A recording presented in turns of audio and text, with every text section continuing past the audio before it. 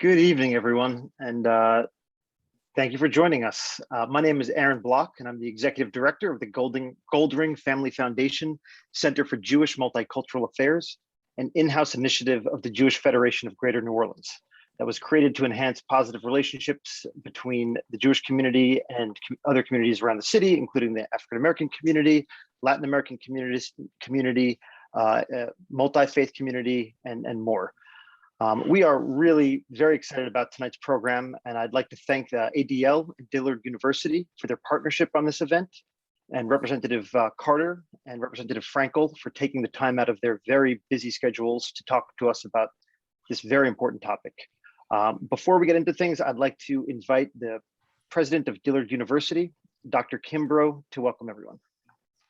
Thanks, Aaron. I want to welcome everyone to participate in this series. When this started a couple of years ago, I was really excited because it gave us a chance to sort of rebuild a relationship between Dillard University and the broader Jewish community. When President Cook was here, he had a Center for Jewish-Black Relations, and so this was a natural way for us to do this. So I want to thank the Jewish Federation for their sponsorship of this, ADL sponsoring tonight.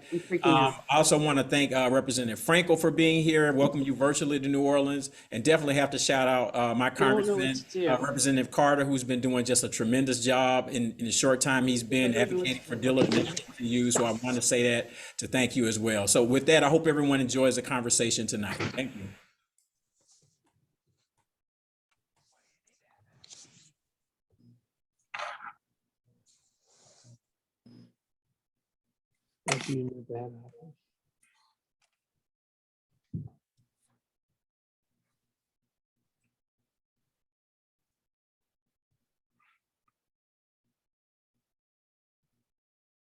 Aaron, you're muted.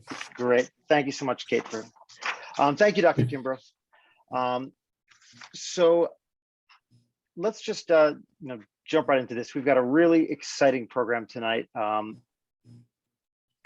With the prejudice and hate crimes on the rise, entire communities stigmatized and really at risk. There are two groups that are, there's some groups that are more likely than others to be on the receiving end of acts that are rooted in hate and bigotry. And the African American and the Jewish communities are certainly among the top candidates, which is why, this series and bringing us together to talk about these issues is really so important and more important than ever. There's a long history, between the Jewish and the African American community. And there's a chance for those communities to continue to grow and work in partnership together. So without any further ado, I'd like to just jump in and introduce our panelists and our moderator for the evening. We have Troy Carter, Representative Troy Carter. If you're in New Orleans, you know Representative Troy Carter. If you're in Louisiana, you know Representative Troy Carter. Congressman Carter is serving his first term in Congress as from Louisiana's 2nd Congressional District, encompassing most of New Orleans East and West Bank, Jefferson Parish, and River parishes, as well as portions of East Baton Rouge and West Baton Rouge Parish.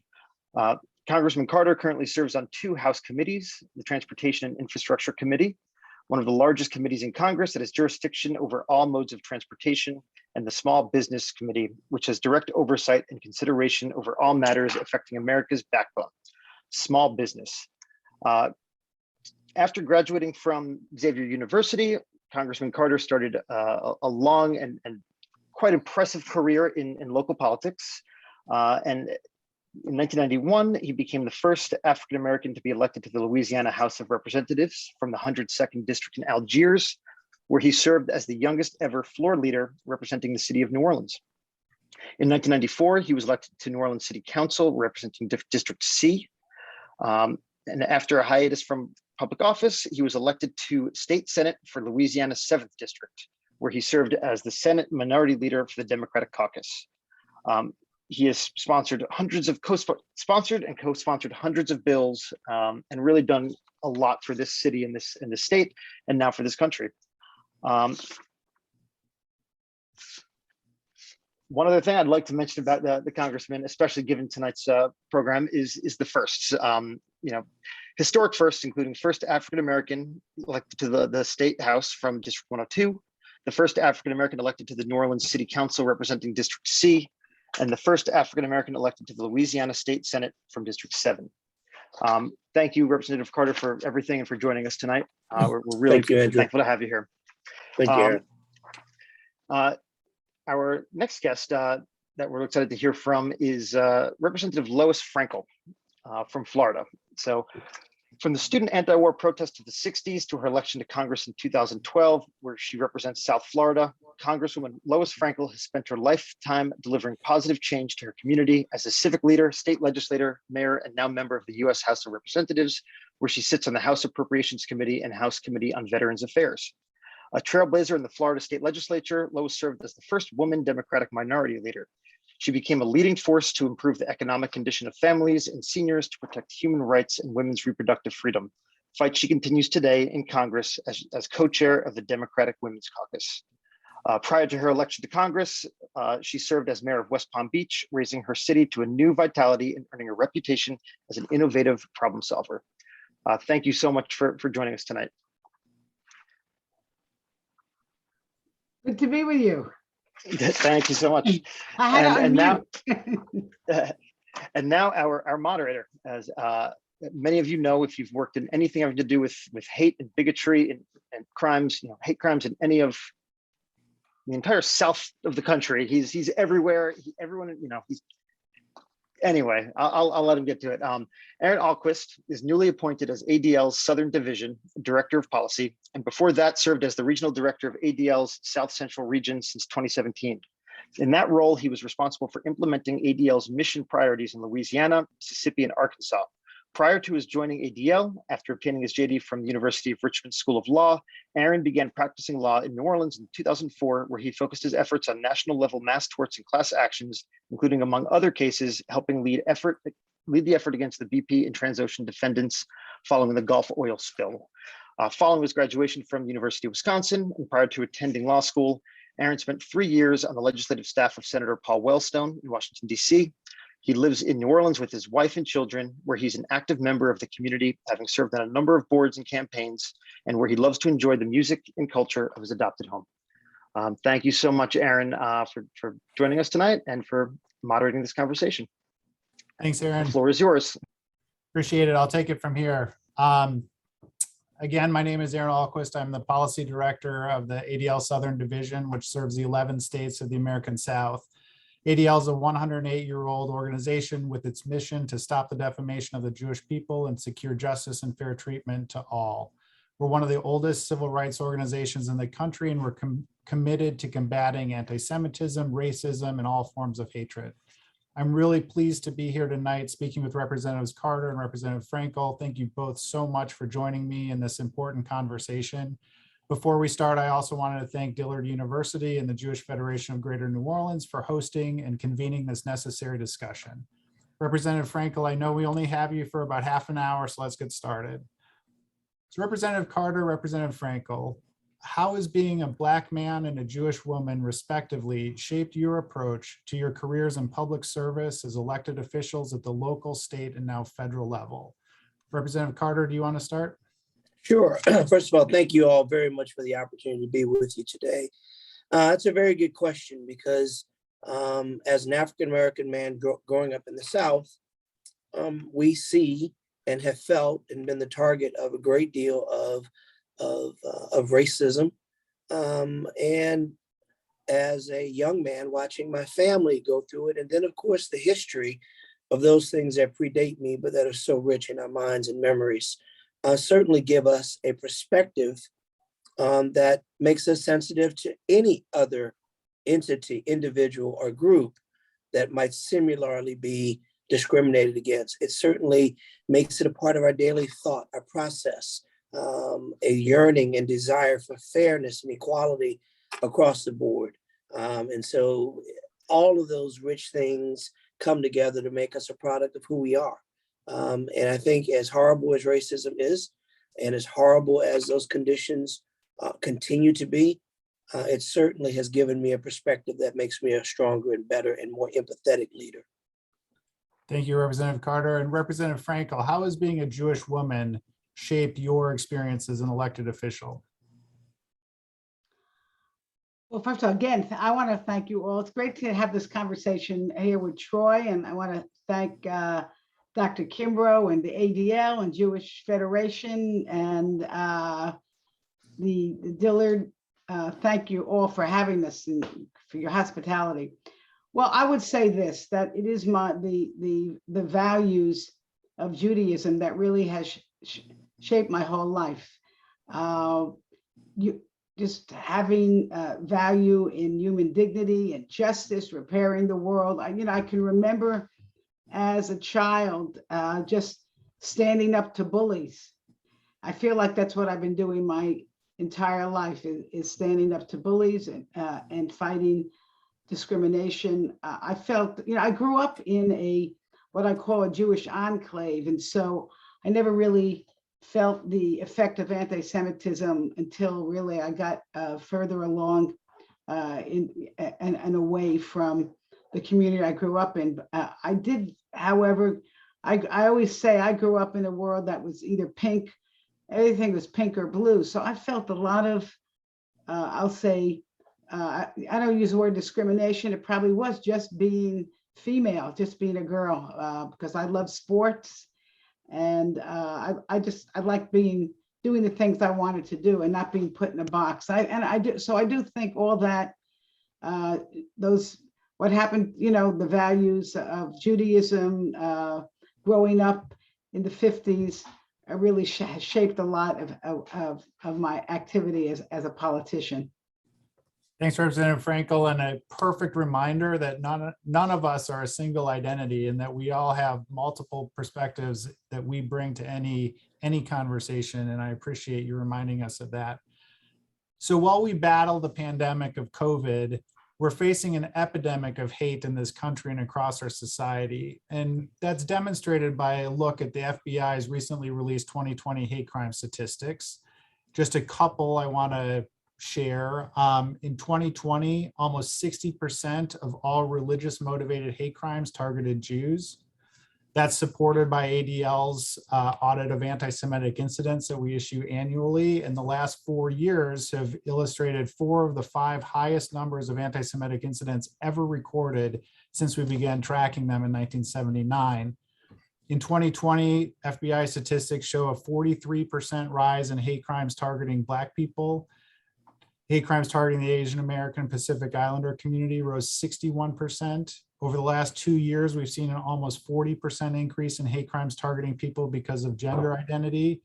And the hate crimes targeting the Hispanic community were at their second highest level since 2010 and 2020. With all of these statistics staring us in the face of an epidemic of hate that we're facing in society, what should the role of Congress be in combating anti-Semitism, racism, xenophobia, anti-LGBTQ behavior, and other forms of hatred? And how does this play into your actions in Congress? Representative Frankel, do you want to take this one to start? Sure, I'll kick it off. I think just to go back to something you said, Aaron, and it really is the concept of intersectionality and really understanding that this is such a common element of oppression, what causes the oppression that you are giving the statistics to. And I think that's important to understand that we're all connected. I was at a pro-choice rally the other day. We were talking about reproductive freedom for women and the Texas law. And what really heartened me was all the young people who got up and started talking about other forms of oppression or justice for LGBT, for ethnic minorities, reminding us all that we're all in this together. So in terms of Congress, we're in a very polarized situation. It's very sad. And I think COVID has really exacerbated it because we've been very isolated the last couple of years. I won't really get into all the dynamics of the politics, but I think certainly as members of Congress, I would say we need to speak out when somebody is racist or says something anti-Semitic, whatever it is. I think we have to stand up for each other's justice, regardless of where we're coming from. And certainly there is some legislation that we can work on together. Thanks, Representative Frankel. And Representative Carter, what are your thoughts on this?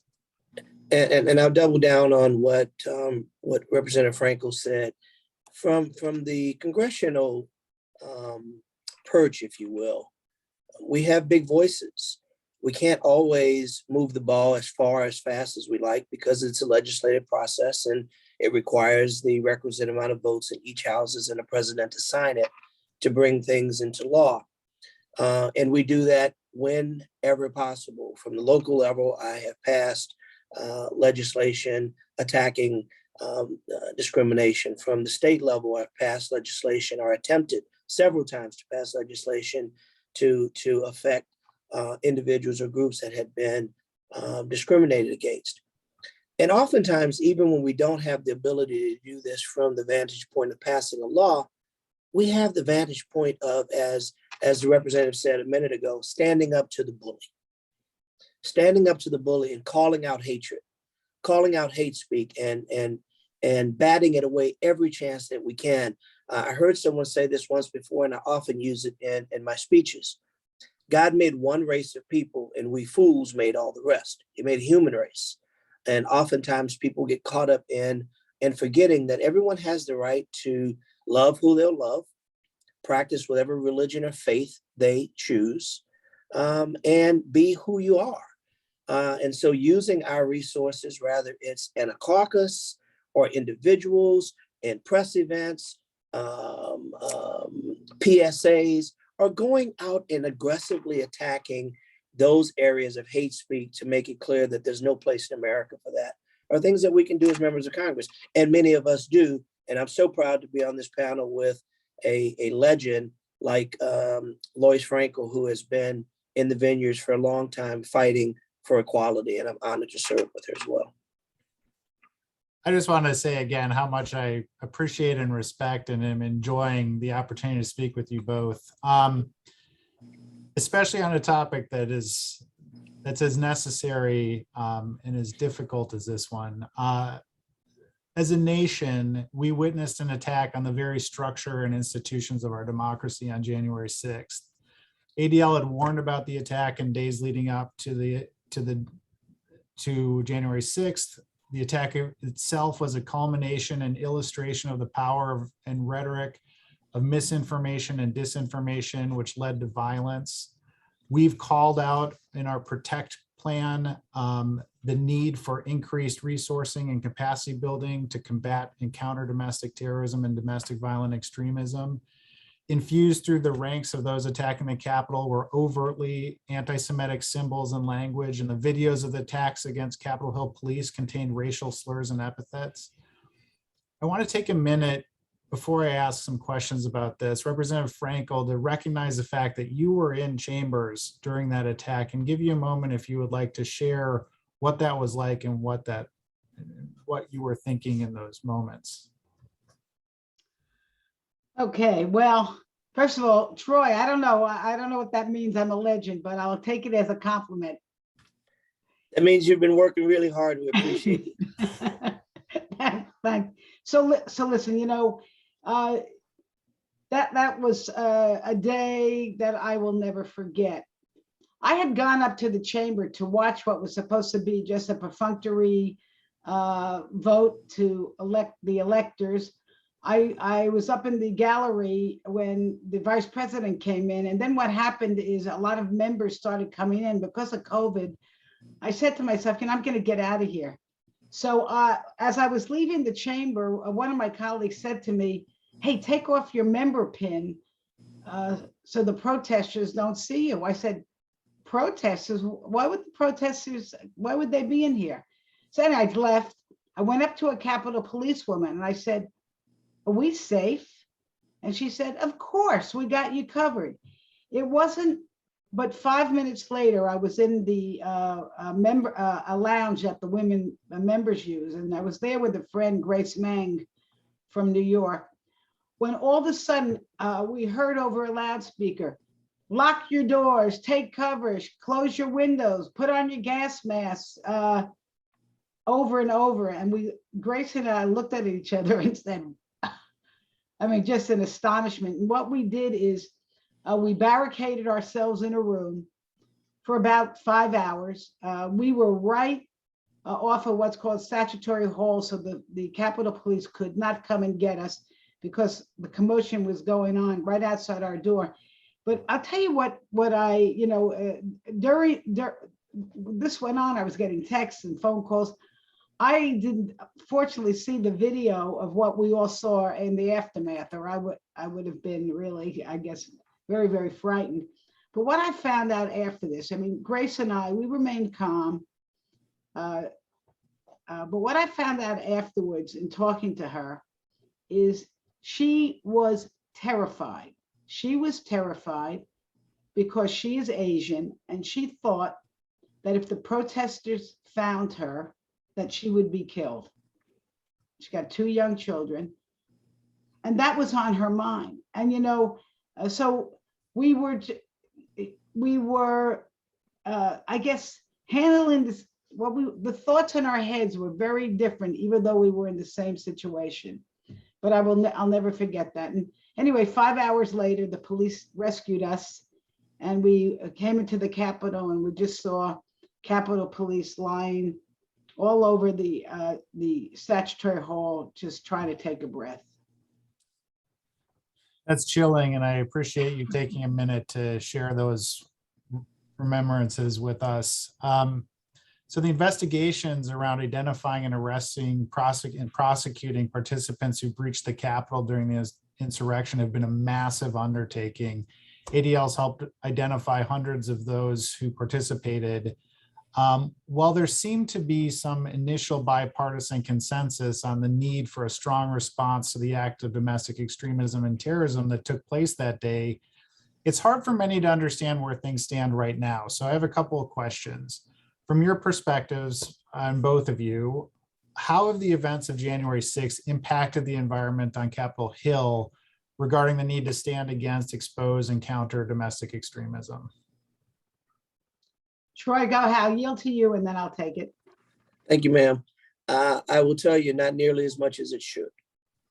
You would think that after such a horrific attack on a nation's capital, that people would recognize that we should come together and we can disagree from an ideological standpoint. We can debate issues from a philosophical or political standpoint. We can have our differences, but when we allow the kind of breach that challenged the very core of our country and our rule of law and the process for which we build these laws, it's a very threatening and frightening proposition.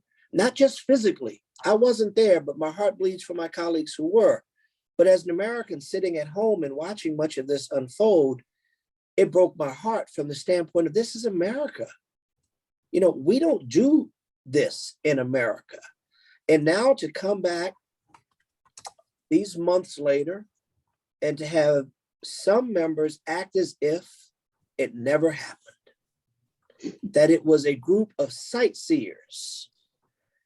The people that are dead, the violations that will never be erased from the history books of America, a challenge on our democracy, our way of governing, our way of living. It's unconscionable and it's frightening that people can be so partisan and so driven that even when they themselves were part of the attack, were just as concerned, was just as barricaded in, were just as much at risk, but somehow now to protect a party or a party's position or a former president, you act as if it didn't happen. We had an opportunity to pass legislation to enhance the budget for security at the Capitol. The Democrats voted for it overwhelmingly. Others suggested that it was not necessary because it didn't really happen. There's something terribly wrong with that scenario. There's something terribly wrong when you can look in the face of facts and still act as if it didn't happen. You can look in the face of people who are Americans and treat them like they are the enemy. there's something wrong with the fact that these people can be defended after doing something so absolutely un-American, something so absolutely threatening to our government and our world. It's frightening, but I pray every day. I show up every day, as does Representative Frankel and many others, with a renewed energy to make things better, to challenge those who would try to tear us down and fortify and continue to build America as the place that we know and love. Well, Aaron, you know, Democrats have stepped up to the plate on this. We have a commission going. I should say Democrats and 2 Republicans, Representative Cheney and Kissinger, have stepped up to the plate. And we're going to get to the bottom of what happened on January 6th. This committee, which is appointed by the Speaker, Nancy Pelosi, has started putting out subpoenas, which incidentally, I read today that Donald Trump's attorney has told Republicans who are getting these subpoenas to resist. So we're gonna have some litigation. But this is, I'm gonna be a little more blunt than Troy, who I thank you. I think you're such a nice diplomat, the way you put things. I've been around too long to be a diplomat, but I would just say bluntly, Donald Trump has kidnapped or captured and corrupted the Republican Party, and our Republican colleagues are just scared to do anything that would anger him. And what would anger him is trying to get to the truth of the January 6th insurrection. Make no mistake about it. When I look back and see these videos, I think I'm in a third world. I think it's a third world country. But for the fact that I see American flags, I recognize the Capitol, and I see the Trump flags, I would say, no, this is another country that this is happening in. So I'm going to ask a very brief follow-up, and then Representative Frankel, respectful of your time, there's one other question I want to make sure I get to for you. Some of the mechanisms to protect vulnerable communities require appropriations. A perfect example being the funding of nonprofit security grants to protect faith communities from being targeted or attacked, which have seen increased funding allocations in DC and in Louisiana, where we just successfully pushed for the creation of such a program last year. While there are substantial additions to the allocations made to the program on the front end, I believe the full appropriations bill is currently stalled. Can we count on these dollars remaining committed in 2021 and moving forward? And is there bipartisan appetite to support that? Well, as usual, the House has done our job, and we have passed most of the appropriation bills. They now waiting for the Senate to do the same, and then we'll have a conference. But I would think that in terms of these kinds of grants, I'm not confident of a lot of bipartisanship, but I do think in terms of especially protecting the nonprofits and the religious institutions from terrorism, I do think that these grants and the additional money will stay in the spending bill.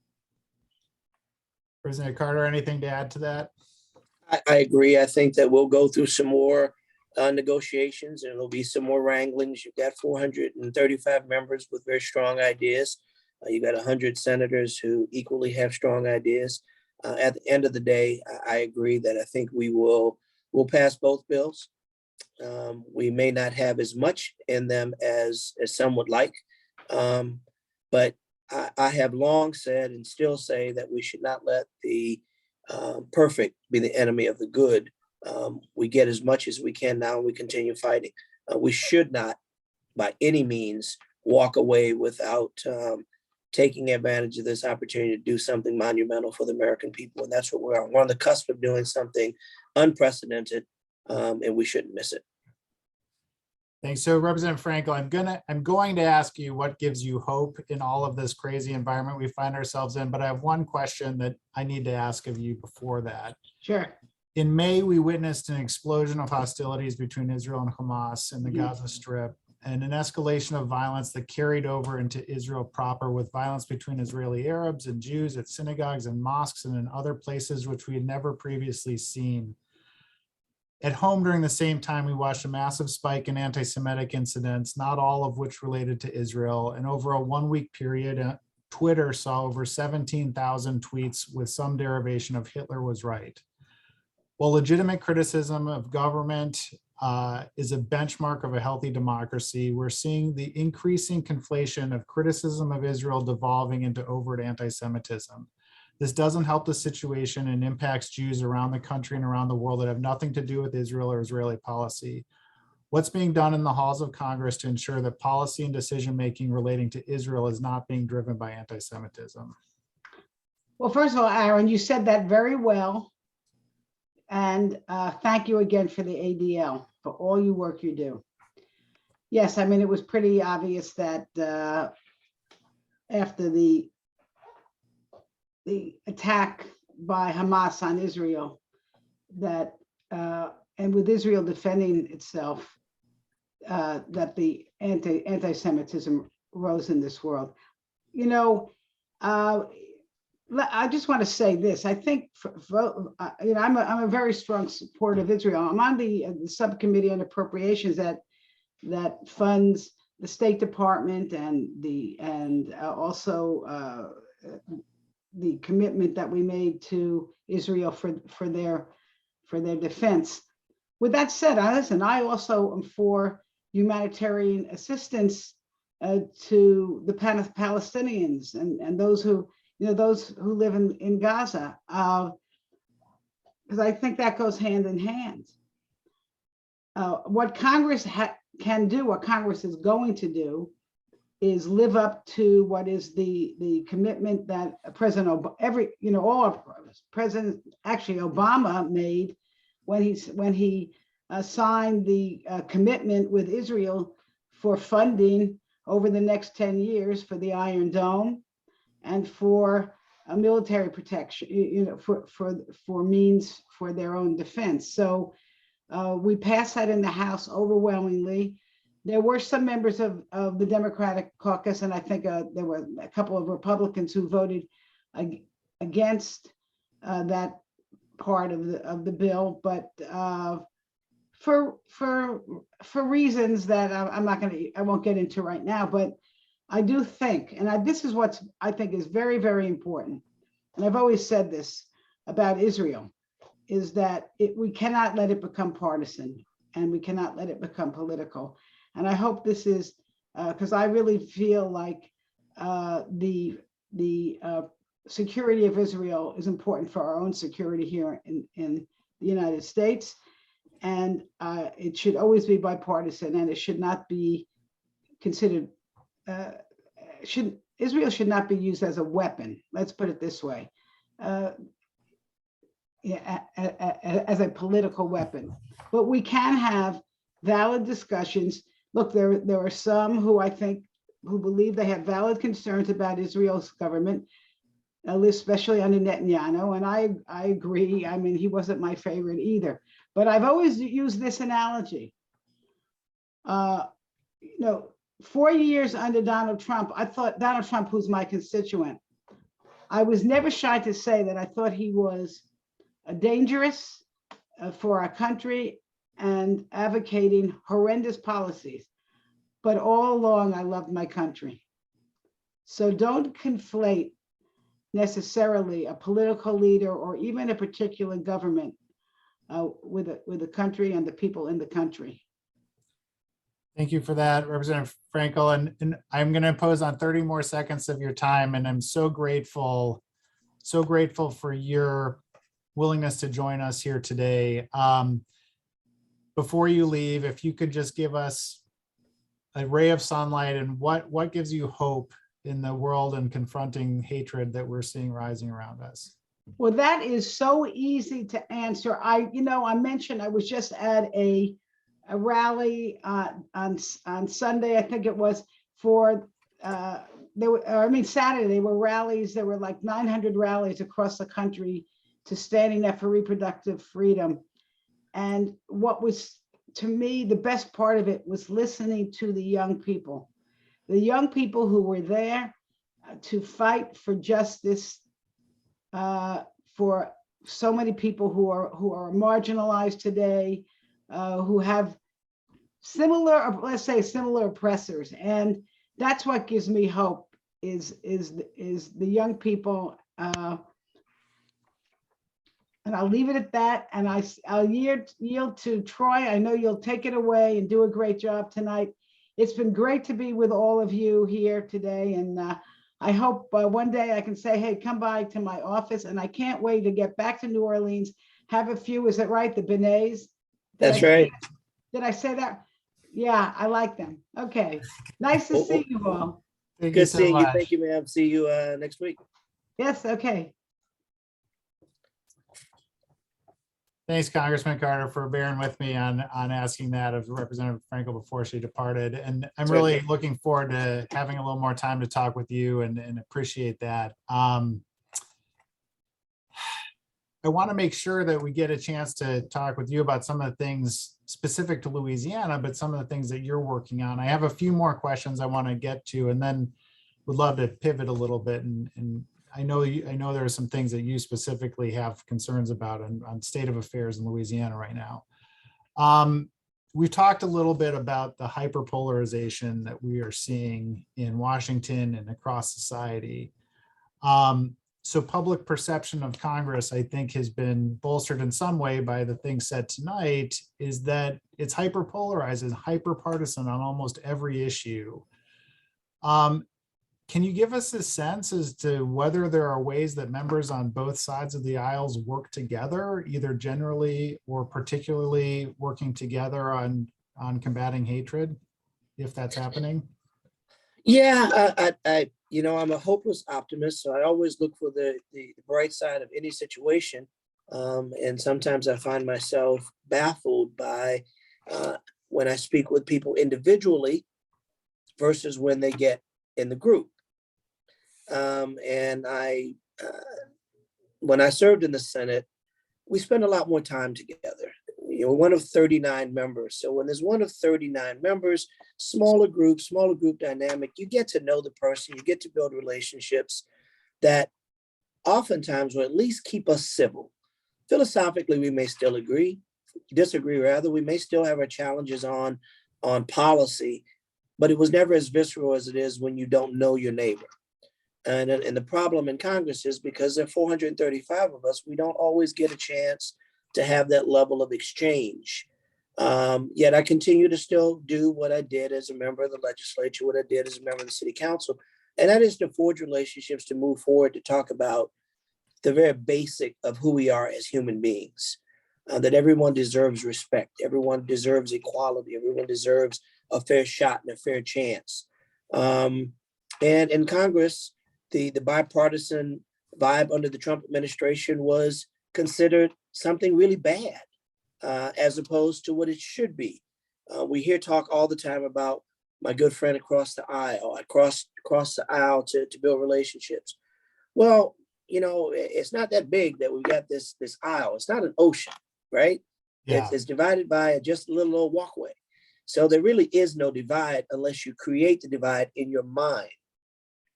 And listen, I'm a proud Democrat, have been my entire life. I make no apologies for it.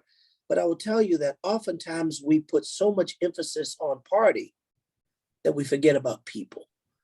And so the bipartisan efforts in Congress are not nearly as strong as they should be, not nearly as strong as they once were, and not nearly as strong as I hope they will be again. Now, there's bipartisan efforts on amendments, there's bipartisan issue voting on a lot of things, but then there's a tremendous amount of things that just get all of the attention, all of the news, that Democrats, Republicans are fighting against each other. And oftentimes it's without merit. For example, we're dealing with an infrastructure bill that will impact people across the country. Black, white, Republican, Democrat, every other distinction you can think of will benefit from a robust infrastructure bill. Yet it has been divided as some kind of political football and this nuance of hard infrastructure versus soft infrastructure, social infrastructure versus brick and mortar. Well, it's all important. From our state, Louisiana, obviously the importance of having roads and bridges and robust recreational facilities and transportation with that would move us in a rapid rail from New Orleans to Baton Rouge and beyond, environmental realignment to make sure that people aren't dying for their jobs. These are all things that's brick and mortar, our roads and bridges and tunnels that are literally crumbling before us. But what about housing? What about the need to create economic parity, to create jobs and an economy that people can enjoy a good education and a good life? See, all those things, reducing child poverty, reducing prescription drug cost. These are things that benefit all Americans, regardless of what title you have or what title someone gives you. The reality is we have an ability to build back better, and it couldn't be a better mantra of what the president said, build back better. And that should not be considered a partisan issue. Unfortunately, in some cases, it has become. So you have a wealth of experience on the state level. Do you find that serving at the federal level, that the polarization or the division that the federal level is more susceptible to that, or is it more the same at all levels? I think in true to form, it's probably more the same, but from a public perception, it's heightened because of the media attention that it gets.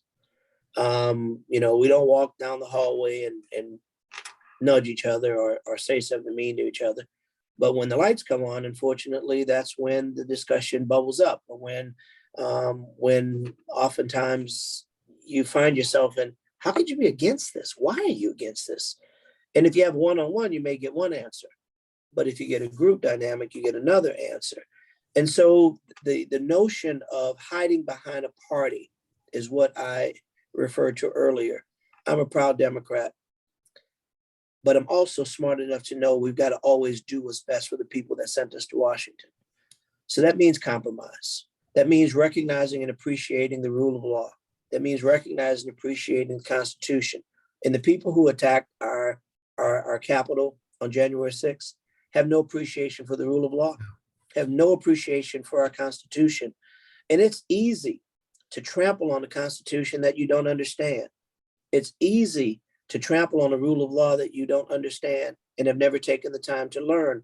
But even those most strident party devout members who are so strong, Republican and Democrat, one thing that we all who are students of government who understand the importance of the Constitution recognize, we may agree or disagree, but we should never disrespect the rule of law or the United States Constitution for which we're built. So I'm going to redirect us a little bit and get back a little more on topic. Although everything that you just said is a whole separate conversation that we could take many hours or days to have. You had mentioned that you weren't in DC on the January 6th attack on the Capitol. In fact, you didn't come into Congress until several months later. So being new in DC, you were not there during the 2020 calls for racial justice and revisiting of systemic inequity and racial reconciliation and all of the critical things that were happening across our society. But I'm curious to see if you see ways that the energy of the summer of 2020 is being carried forward in the halls of Congress. Yeah, the energy of 2020 and all of the things that we see, whether it's the George Floyd's or the attack on the Capitol, the level of hate speak has been given a new home. Not suggesting it hadn't always been there, but through the president's vitriol, he has created a comfortable place for people to rekindle the flames of hatred. And when we talk about a 2021 Congress or a 2021 world, we just don't have the luxury to allow that kind of hatred to fester. And so every time we see it, we have to challenge it. Every time we experience it, we have to challenge it from the halls of justice or from the various churches, synagogues, or boardrooms, quite frankly. Racism is alive and well. It's not something that's new. It's not a new development. It's one that's always been there, and this president has given it, this former president, Trump, gave it a license to flourish. And now we as Americans have to rebuild, rebrand, and re-energize ourselves to say that was never the right thing to do. There will be no oxygen for that level of hate. And rather it's through legislation, policy, or forums like this where we speak out firmly that we will not support any kind of anti-Semitic energies, any anti-women or anti-LGBTQ or African Americans or Asians or anyone, because we're just not going to tolerate it. And just like that energy turned on under Trump, we can keep it turned off under a more just society of reasonable people, understanding that we really are one. I appreciate that. And looking at some of the things that have been happening around the country that seem to be direct attacks on diversity, on inclusivity, on equity, when you talk about the attacks on the concept of critical race theory or the discussion, the legislated attacks against gender identity, or the issues that are manifesting around masking or around vaccination. There's so many examples of attacks on identity or attacks on the very notion of inclusivity, diversity, and equity. I think what's critical is what you're alluding to, is that there are ways to combat that, and that there are moments of hope. And what my question was really trying to get at, and in some ways I think you got there, but in the darkness, are there things that you see moving forward? Are there things that you feel that have had positive impacts from the calls for addressing systemic inequity amongst your colleagues, just generally in the Capitol? Are you seeing any positive takeaways that you can point to being impacted by the conversations of the last year? Yeah, listen, I don't want to, the world's imperfect. Congress is imperfect. But I will tell you that that's a very good question. And there has been glimmers of hope. And it goes back and forth. I don't want to be the Debbie Downer telling you that everything is horrible, but I also don't want to paint a picture that isn't accurate. We have a long way to go. We still have a lot of divisions. There's still discussions where being against something makes absolutely no sense other than it impacts or helps one race of people or one group of people and denies another.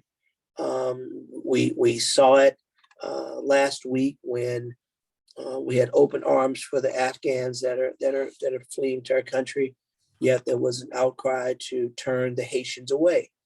We don't have the luxury of picking which refugees or which people that are seeking asylum should get the attention or love of America.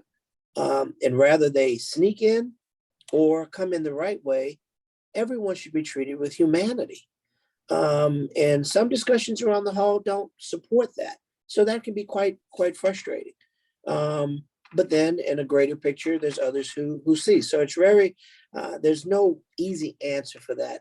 I wish I could give you a better picture, but it changes on every issue. From issue to issue, it's a different conversation. Some people on my Facebook page, for example, when I said I was concerned about the way the Haitians were treated by the Border Patrol people on horseback, some were as hateful as to say, I don't care about those people. I was more concerned about the horses. Yeah. That's a snapshot into the hearts and minds of some who are filled with so much hate. And you wonder, where does that come from? What generates that amount of hate? And we do ourselves all a disservice if we don't pause at this moment in this forum to recognize that it's real. Racism and hatred is real. And unless we, like-minded people of different backgrounds stand up and fight it. Members of Congress, leaders in academia, all of you who are incredible leaders in your own right, who really give us in Congress an opportunity to serve, we have to band together in a partnership and continue. It's not a sometime thing. It's not a Thursday night thing. It's an everyday thing, starting from early childhood education to present. We have to begin to unteach the hate that's been taught and replace it with truth and love. Well, I mean, I could end on that note and we would be just fine, because that sums up everything that we want to accomplish and work towards, but I won't, because I get you for a few more minutes. I'm going to ask you, you alluded to somebody making comments on your Facebook page, and I'm going to talk, my next big question for you is going to be about the problems with hyperpolarizing in social media spaces and online technology spaces. But before I get there, I just want to ask you, and this might be the biggest question of all, is how do you approach the concept of equity as a United States Congressman? How do you look at and incorporate the ideas and notions of equity into the work that you do every day? Humanity. If there's one word, it's humanity. You know, the notion that that somehow some should get less because they come from one place, or because they think a certain way, look a certain way, praise a certain way, is unconscionable. So if you take away the complexities of it and make it very basic, one word, humanity. And if you inject humanity in the discussion more frequently, you have no choice but to do the right thing and to make sure that the least of thee are being cared for. Making sure that we have resources for the poor, resources for those who aren't as fortunate as others. We have an economy that doesn't work for everyone. We have an economy that still dictates that people work for $7.25 an hour, a minimum wage that's not even a living wage, or that equal pay for women, a notion that, my God, should we still be talking about that in 2021? Yet we do, because there's not equity in pay among the sexes nor the races. And this is something that we grapple with every day, and you think we shouldn't, because who would think that these things would be so prevalent in a modern, organized society as America, but it is. So we continue to trudge forward to make those changes and to create the kind of attention, to create fairness across the board. And you can only do that through recognizing one simple word: humanity. Everyone should be treated the same. And on the flip side is how much hatred we're seeing directed. It's the simple idea of equity.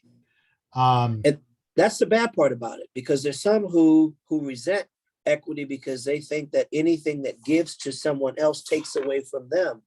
And it just doesn't work that way. This is not the paradigm of equality. The paradigm of equality is to make sure that we're taking care of those who for whatever reason, are not able to take care of themselves, while building a free enterprise system that everyone has an opportunity to work as hard and to get as much as they can. But you can't do that when the banking systems discriminate. You can't do that when housing systems discriminate. You can't do that when everyone doesn't have a fair shot at the American dream as others because of systemic racism that exists. And until you balance those things, you have to give attention to those that are hurting the most. Someone in the chat room asked the question, do I think that all lives matter, like Black lives matters? Do Jewish lives matter? Of course, all lives matter. But we pay more attention to those areas and those places where people have been abused, whether it's been African Americans or Jews, with the ones that we just saw with the anti-Semitic banter at the Capitol. So that means when you're under attack, then we should come together in form of resources to protect those who are under attack. So all lives do matter. And some lives we have to work a little harder to remind people of, because they're under attack at a given time or other. Rather, it's those of our Jewish brothers and sisters, African Americans or Asian that have come under attack, or members of the LGBTQ community who have been attacked simply because how they look or what they think or what someone thinks they are or someone believes them to be. There's something terribly wrong with all of that, and only we can change it. So I'm going to ask you about, let's talk about technology for a minute, then maybe one or two more questions, and then I want to open it up more broadly for people to get a chance to ask you some questions. So changing gears a little, I'd like to discuss the issue of how social media and technology are contributing to the spread of misinformation, disinformation, and ultimately hate. We're watching the fallout from the Facebook whistleblower, and we can all see how social media algorithms lead us into echo chambers and rabbit holes. This is having a very real impact on our society, where we're functionally two countervailing sets of media ecosystems, and we have seen a direct attack on objective truth and seeing news becoming more editorialized. ADL tracks incidents of bullying, harassment, and hatred in online spaces and social media, from gaming to doxing incidents. And the numbers of people experiencing racism, homophobia, anti-Semitism, or other forms of targeting are really frighteningly high. A recent report that we just issued showed that 83% of adults and 63% of young people aged 13 to 17 have experienced harassment in online gaming. 8% of adults and 10% of young people in that same group have been exposed to white supremacist ideology in those gaming platforms. 7% of people have been exposed to Holocaust denial. We know that gaming platforms are being used as recruiting forums by extremists and extremist organizations. A synagogue in New Orleans was targeted several months ago by anti-Semitic calls that were being live streamed on a gaming platform. With all of this, with our dependence on technology being so high, particularly as we continue to struggle with COVID-19, what are you doing? What is Congress doing? What can you do as legislators to help counter and combat the proliferation of hatred on technology platforms? Well, interesting. There was a hearing just this week with Facebook to talk about just that, to talk about what algorithms are used to catch and to shut down hate speak and the kind of things that we see unfortunately happen far too often in our technology and our various platforms, whether it's Twitter, Instagram, Facebook, or so many others that seem to pop up faster than I can keep track of. And it was a very deep conversation, and one that's going to require a lot more discussion, because the complexities of this whole social media platform and world that we now live in has so many moving parts. The notion that if I mention something near my phone, then I get 20 solicitations from Taylor Golf clubs because I mentioned I want to get a new driver. And the notion that we're being listened to in some way or other, or tracked in some way or other, and those who then use social media for hate speak is far, far, far too frequent, which speaks to the I guess, the cowardice of hiding behind social media to say things or do things that are uglier than you might want to do in person. I'm happy that they aren't doing it in person, obviously, but they shouldn't be doing it during social media, because we've seen the impacts it has on young people. When they see and have to endure that, and the amount of peer pressure that they go through. So Congress regulates and will continue to weigh in to challenge that. Now, I'll tell you, my counterparts on the other side are arguing that there should be no monitoring. You shouldn't stop a person from having hate speak if they so speak. And there's a fine line between freedom of speech and speech that is detrimental. You can't go into a crowded theater and shout fire, yet some would argue maybe that's free speech, but you can't. And the same thing of exercising your free speech when it means demeaning, hurting, or cutting down another people, group, or organization is likewise something that should not be allowed, because that's not free speech. That is really pushing the envelope to hate speak, and something that this country can't stand for.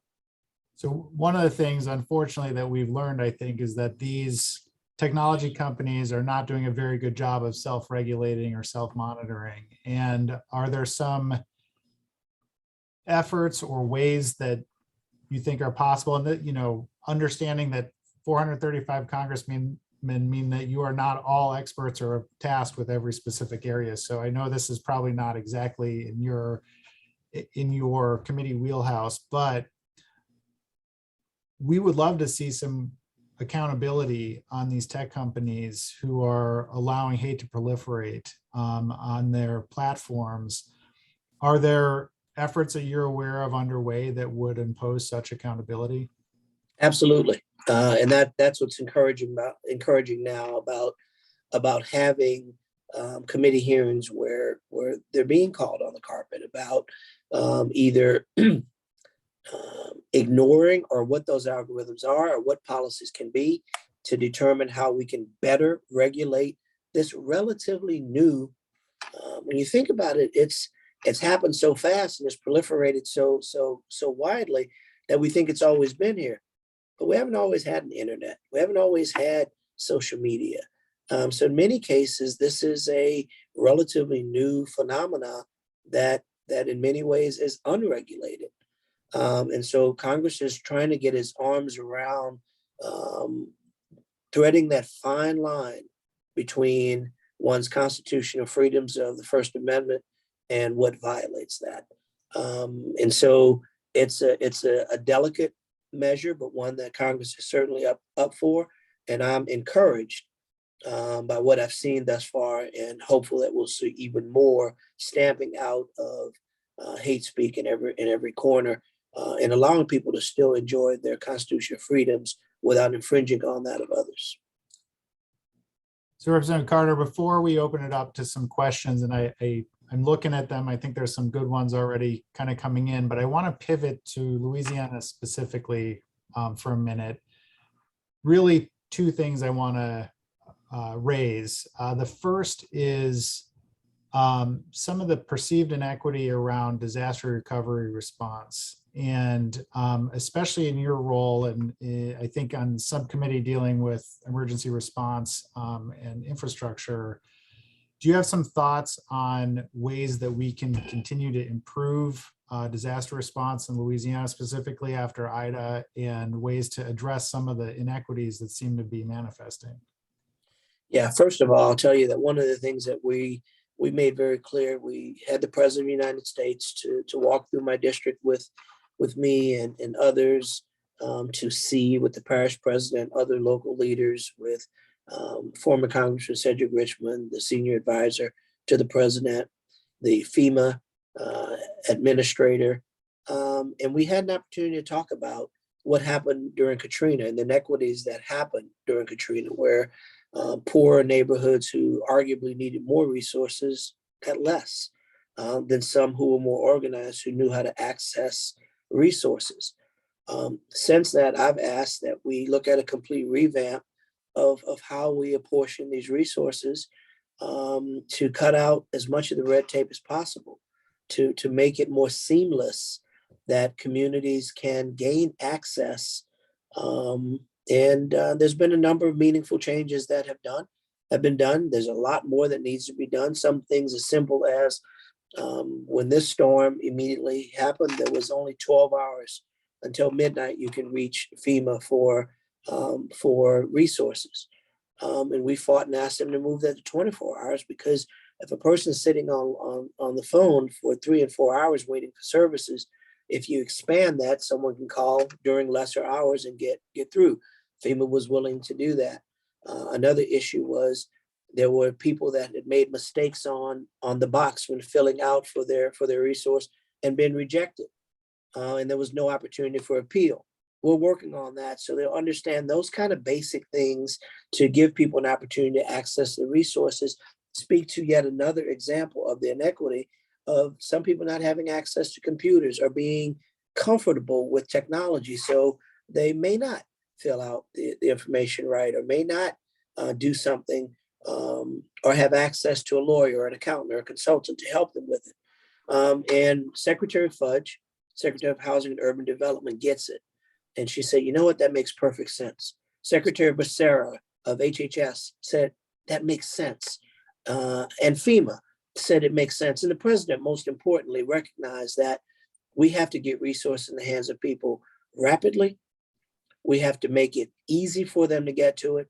And sometimes we have to go to the people and not depend on them to get to us, because everyone doesn't have the same level of access or ease with technology or resources or even understanding the process sometimes to gain those resources. So one of the certainties about living in Louisiana is that the last storm is never the last storm. We're going to be hit again and again. And the simple realities of climate change are that we could be facing more severe events as we move forward. Marginalized and vulnerable communities bear the brunt, disproportionate brunt, when these hits happen. What are you doing to learn forward or help those around you learn forward so that we can do better in the next and then the next events? Well, if you've been, it sounds like you might have been in one of our committee meetings where I said at some point, and the point is now, and the point has been, but we missed it. We've got to stop doing the same thing over and over again. What's the definition of insanity? We know that storms come every year. We know exactly when they're coming. We don't know the day or time. We don't know the intensity, and we have to scramble to figure out the name, but we know they're coming. Yet every year we put good money after bad instead of rebuilding resiliently, instead of doing things like putting our power grid underground. And when a storm comes, people may suffer for that moment, but they don't suffer 3 weeks after it's over because they're made to live in homes that without electricity. In the hottest month of the year, the sweltering heat of August, people are in their homes for days and weeks without electricity. We know that climate change is real. We know the waters are warmer. We know that with them being warmer, the storms are going to be stronger.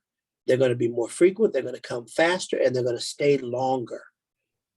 Yet we have failed to use that science and that reality and that history to prepare for the next time.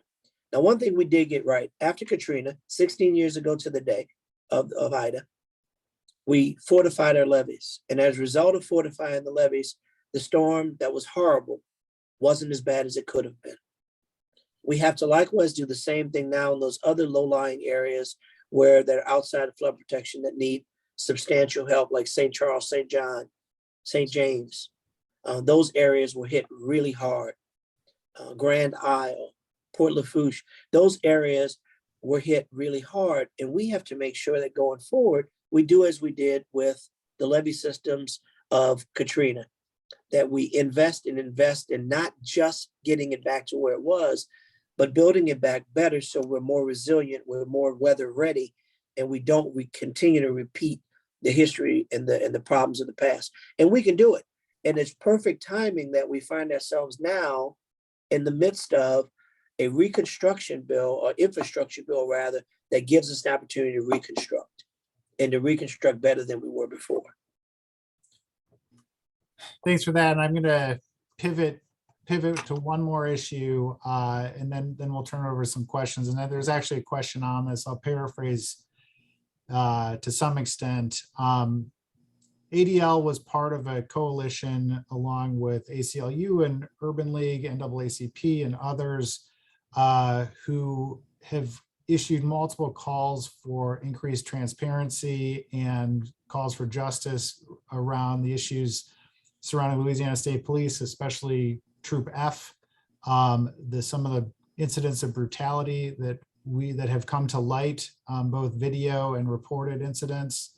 We know that there are FBI investigations underway, but there is a very real call for transparency and justice for the families of those impacted, and for the broader community to understand the need for both accountability and how to address issues of trust and mistrust that are now coming to light because of issues of brutality.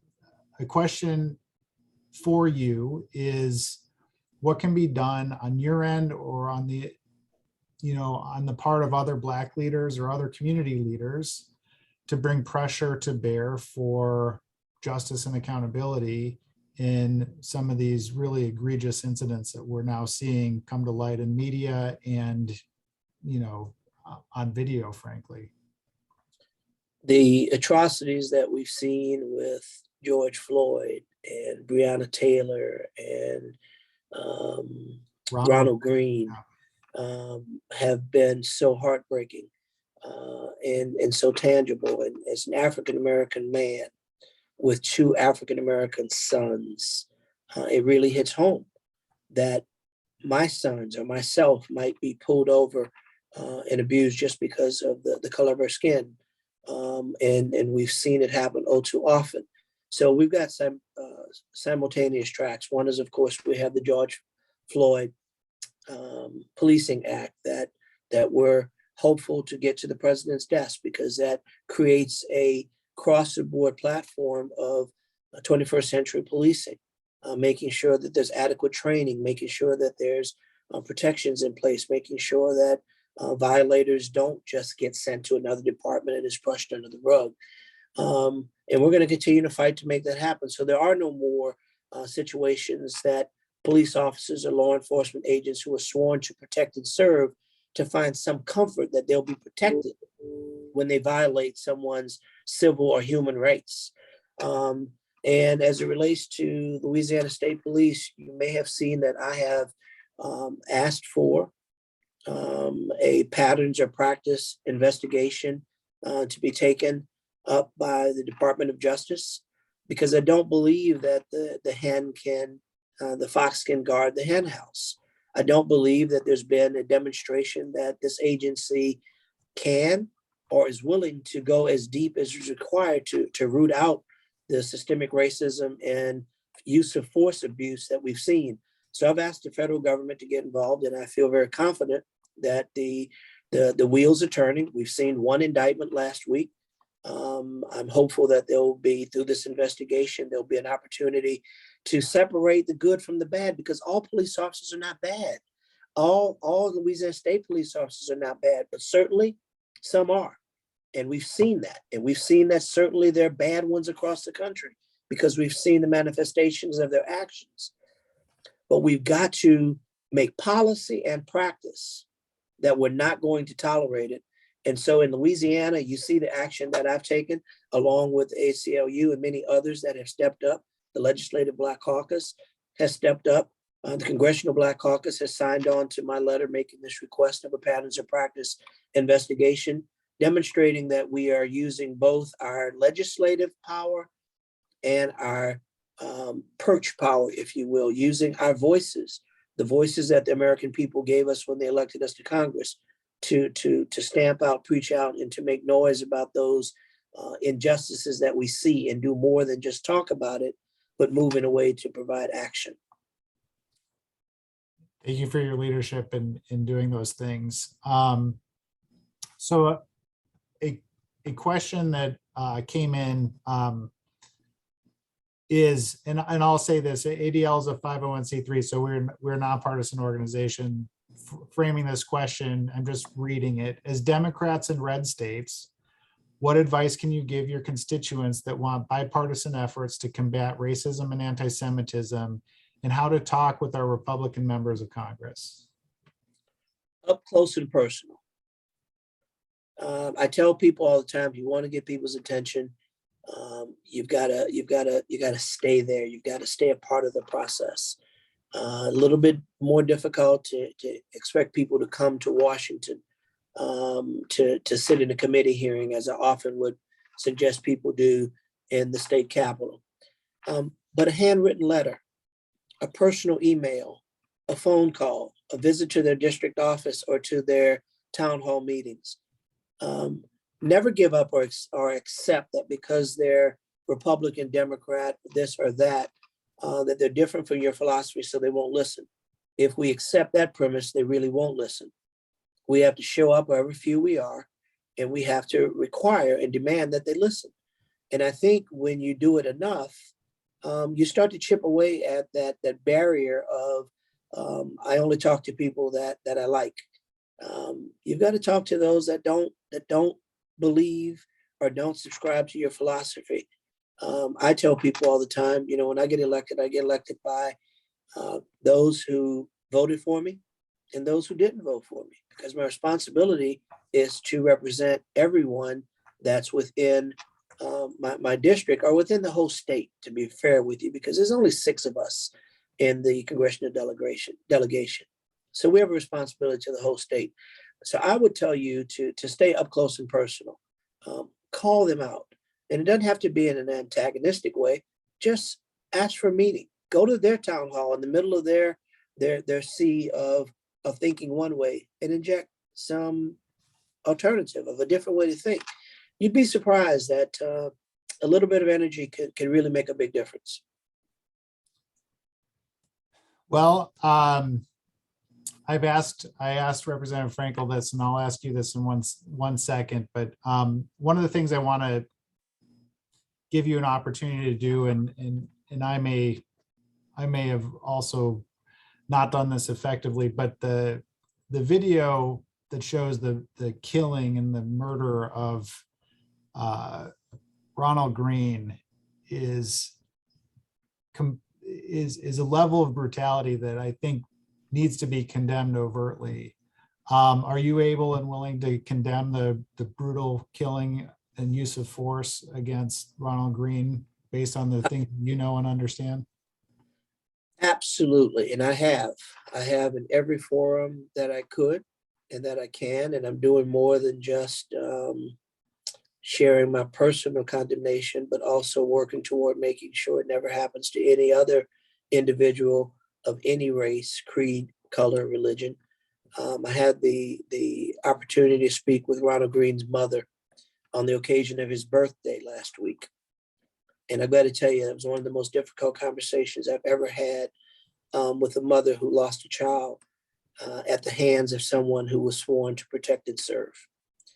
And anyone who can't condemn that level of violence and abuse and use of force, there's something not right, that you can't see that this was wrong. And through her pain, it was painful, it was sad, but it was amazing to hear this woman in the midst of her pain talk about other mothers and other people and wanting to use her situation and her voice and her pain and her tears in a way to soothe the pain of a country that in many ways, as it relates to policing and brutality, is so far off track. We've agreed to meet again sometimes in the upcoming weeks, along with she and other family members of abused individuals at the hands of law enforcement or rogue law enforcement, not law enforcement, but rogue law enforcement, and to get more and more people to keep the light on, to condemn this kind of behavior and to fight against it ever happening again.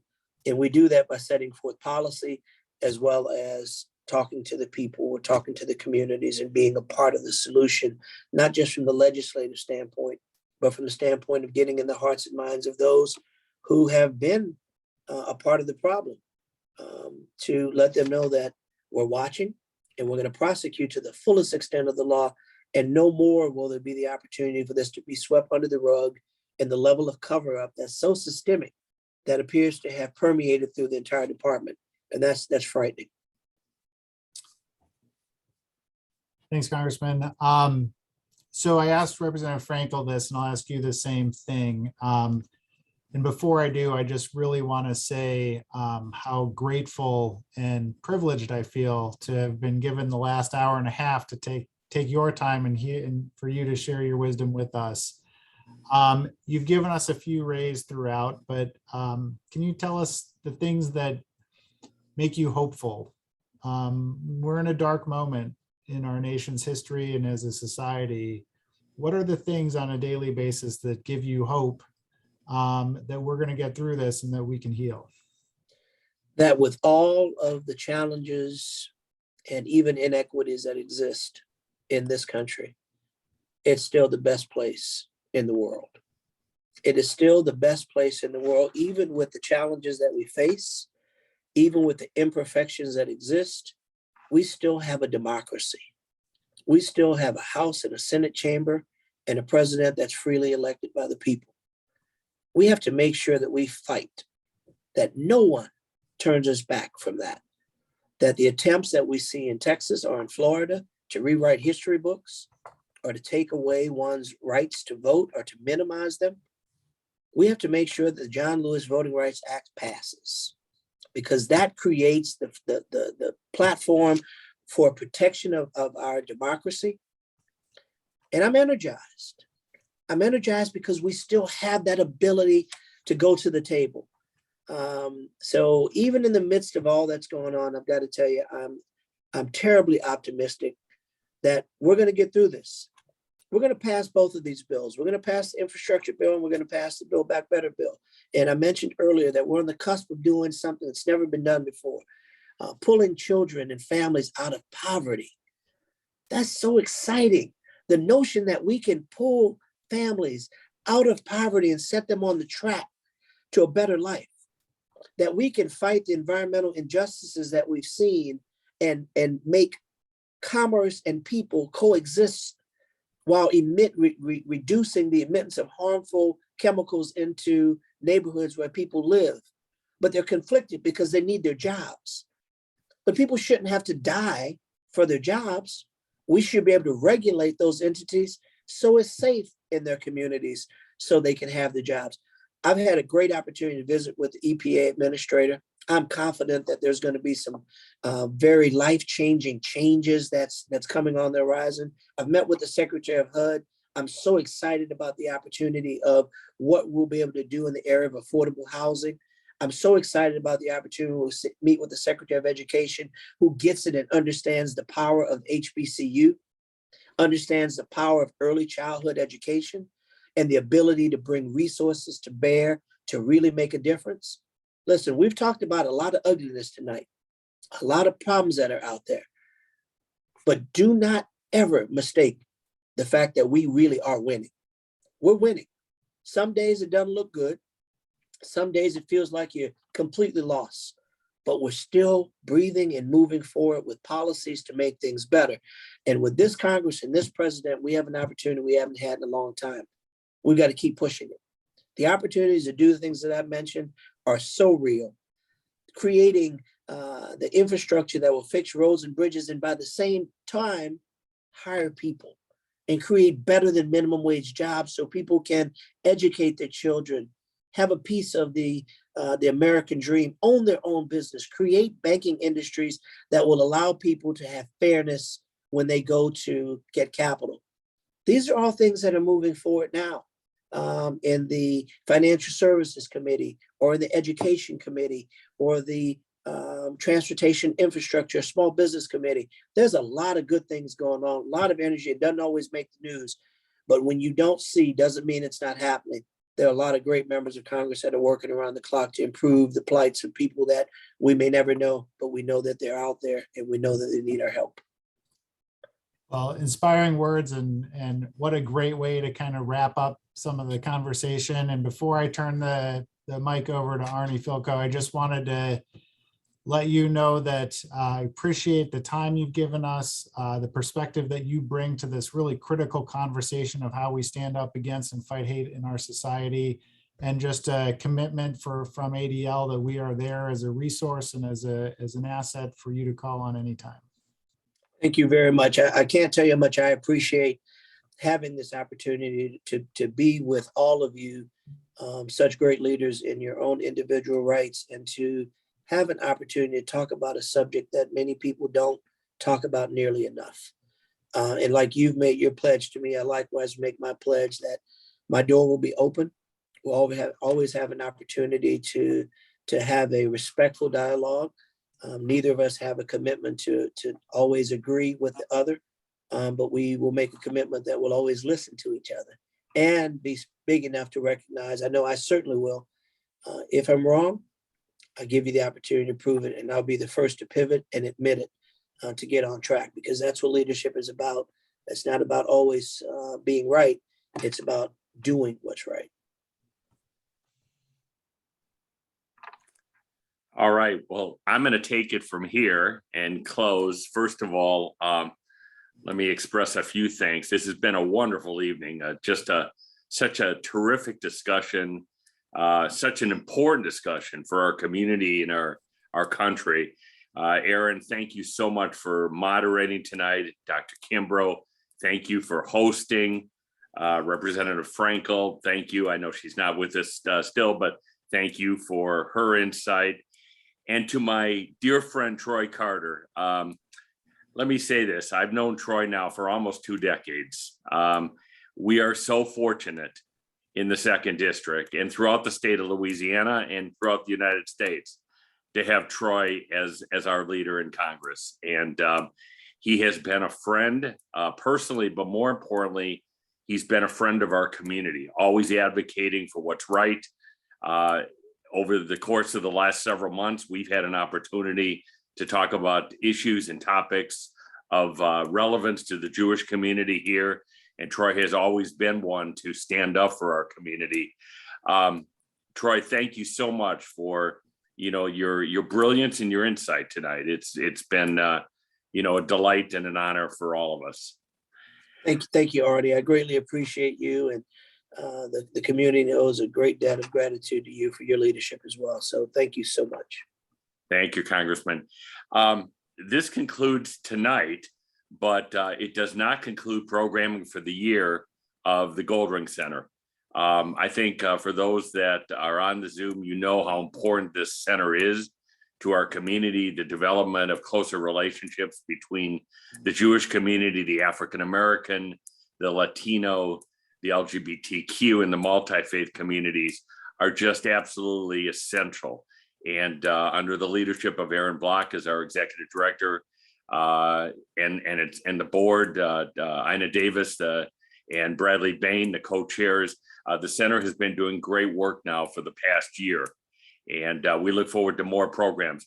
Please join us on November the 3rd, where the last of our HBCU series for the year will be held in partnership with Xavier University. And we will be taking on just a very simple, easy issue, the issue of reparations, which is again, a really important topic for our country and both the Jewish community and the African American community. And we have some excellent national speakers to address us that evening. So everybody have a great evening. Again, thank you to Congressman Carter, Congressman Frankel, Aaron Ahlquist, Dillard University, and everybody associated with tonight. And we will see you in a few weeks at the next event with Xavier. Take care, everyone. Thank you all very much. Be well. Thanks, everyone. Thanks, Representative.